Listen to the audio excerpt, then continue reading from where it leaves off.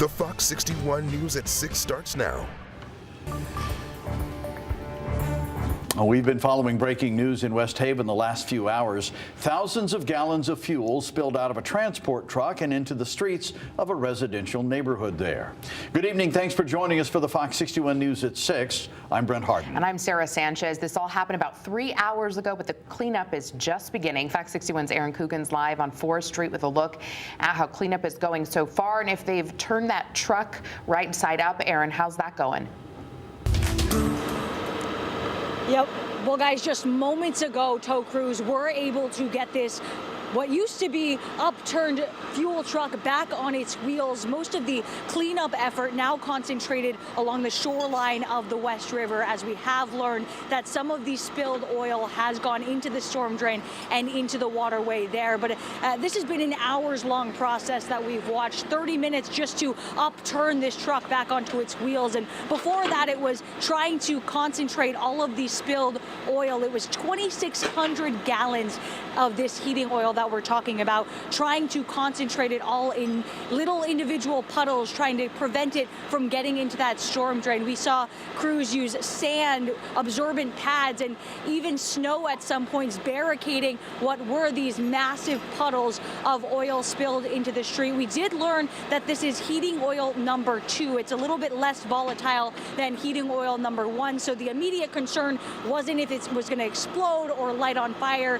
because we are in a residential neighborhood and neighbors are watching all of this very closely. But the real issue was the environmental impact. Again, those storm drains right along Forest Road here, and it goes right into the West River. Now, all of those crews have shifted down to the river, where this is going to be a very extensive cleanup. But for neighbors, it was still the immediate crash and overturning of this fuel truck that remained top of mind. Take a listen. It was a lot of excitement there for a little bit of time, you know, because you got to worry about yourself, your pets, your elderly. You don't know if it's going to blow up. Yeah, it was an experience. I'm glad everybody's all right and they got everything under control. Immediate concern was to corral or dike the oil escaping to keep it out of the storm drains, and immediate notifications to all the agencies, including the Coast Guard, because these drains run into the West River. So how did we get here as we approach hour 4 of this cleanup effort? West Haven police say it was a 2-car collision, one of those cars being that fuel truck. A car overturned the middle barrier and collided head-on into that fuel truck. It spun out, and that fuel truck went onto its roof. Again, this is 4 hours now of this extensive cleanup, which is going to be for sure a lot longer now that we're talking fuel in the river. Of course, we're going to keep you updated on air and online at fox61.com. Guys. All right, Aaron, thank you. And to stay up to date on the West Haven oil tanker crash and spill, download the free Fox 61 News app. Use the QR code on your screen or go to fox61.com 24/7. Stanley Black Decker plans to close its manufacturing plant in New Britain. Officials confirmed with us it's because less people are buying its single-sided tape measures. This is where most of the products are made. They didn't give us a timeline of a closure. Stanley Black Decker says it's offering its employees opportunities to transfer to other facilities when possible, along with severance and job placement support. State Representative Dave DeFranzo says about 300 people work at that facility. A West Hartford teen was laid to rest today. 17-year-old Camden Siegel died from a Sunday shooting in Hartford. He was an honor roll senior at Hall High School. People who knew him say he was the sweetest soul who moved through life with kindness and intention. Officials say he was shot in a crossfire near a bar called The Lady on Anucello Street. The state's Consumer Protection Department confirmed the bar is a part of the investigation. There's no word on any arrests. And a third person has died after a targeted shooting at a Rhode Island hockey rink last week. The shooter, identified as 56-year-old Robert Dorgan, opened fire during a high school hockey game in Pawtucket. 75-year-old Gerald Dorgan, who had been in critical condition, has now died from his injuries. The suspect's ex-wife and son are the other 2 victims. The shooter died from a self-inflicted gunshot wound. New here at 6, the Hartford Police Union telling the public don't jump to conclusions in the officer-involved deadly shooting. It released a statement today just one day after the victim, Everard Walker's family, spoke publicly calling on police and the Inspector General.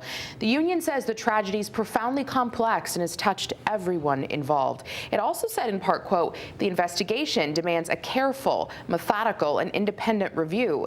These processes take time to ensure every piece of evidence is thoroughly examined and every perspective is considered, end quote. Hartford police say the officers involved, Alexander Clifford and Giovanni Rivera, are on administrative leave. The early report says Walker appeared ready to stab Officer Rivera, and that's when Officer Clifford fired 4 deadly shots. Walker's family says his death could have been prevented, and the body camera video paints an entirely different picture than what happened. State officials will determine whether the officers' actions were justified. All right, we're going to switch gears over to the weather now. It's pretty nice not having to shovel and wipe piles and piles of snow off your car today. Yeah, like I said earlier, stuff is starting to melt out there, which is really nice if you have a lot of it. Yeah, we got lucky with the storm. Also just missing us. Let's talk about that. Meteorologist Sam Piri is here with the first check of the forecast. Sam. That's right, guys. We certainly lucked out today. We missed the system. There's some precipitation down in Jersey, but it would have been too warm today because we got temperatures up into the lower and middle 40s.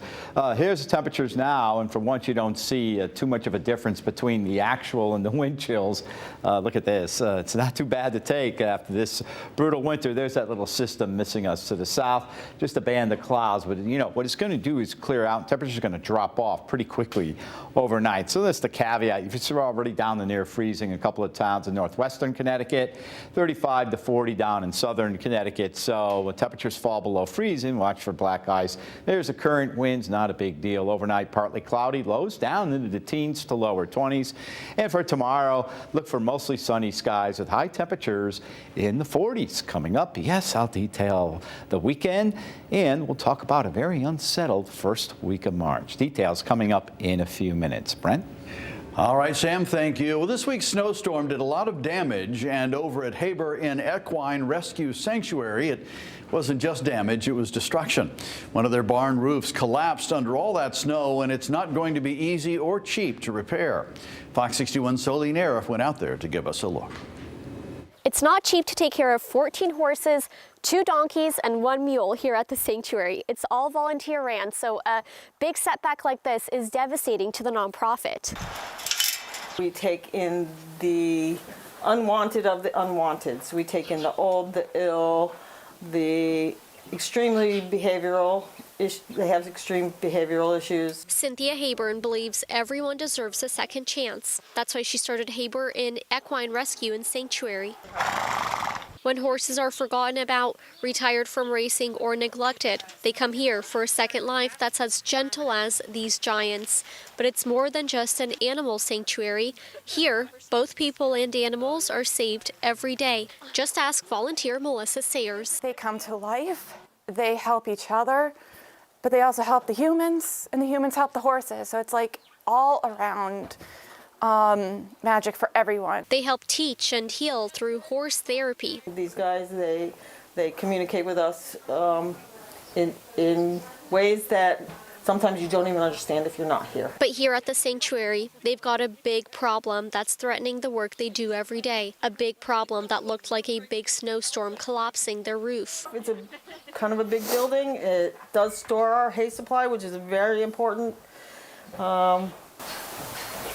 It's tough. It's already been a tough winter for the sanctuary, which can't take any days off. Walking through almost 2 feet of snow just to feed them was really exhausting. But now they're looking at a $30,000 bill just to get the supplies to replace things like these beams and the rafters. Nobody was in the barn when it collapsed, thankfully, but now they have to figure out how to pay for the animals and a new barn. There's a lot of things happening, and this was just another on top, and this one's dire. This is emergency. We have to handle this now. So it puts everything else on the back burner. The animals always come first here. It's what they've always done and what they'll keep doing, even through the challenges from one of Connecticut's harshest winters in years. If you want to help their mission, there are multiple ways to get involved. They do fundraisers year-round, they take more sponsors and volunteers, and there's an online fundraiser for the new barn. We have the details on our website. In Plainfield, Solinaire, Fox 61. Well, crews and equipment have begun helping our neighboring states clean up snow from this week's blizzard. Fox 61's Joe Monte caught up with workers before they left this morning.